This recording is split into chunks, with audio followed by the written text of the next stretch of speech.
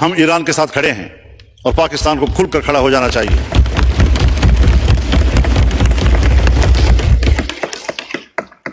हमें खुलकर अहले गजा के साथ, फिलिस्तीनियों के साथ खड़े हो जाना चाहिए।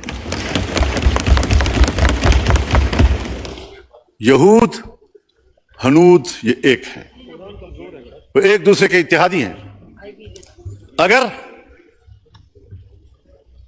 फिलिस्तीन से आगे लबनान पर वो हमला कर चुका है, अगर वो शाम पर हमले कर चुका है, पुराने कब्जे एक तरफ, हाल ही में जो उसने शाम की दिफाई कुव्वत को तबाह किया है, इराक पे जो कुछ गुजरी है वो आपके सामने है, उसके बाद ईरान, उसके बाद अब पाकिस्तान।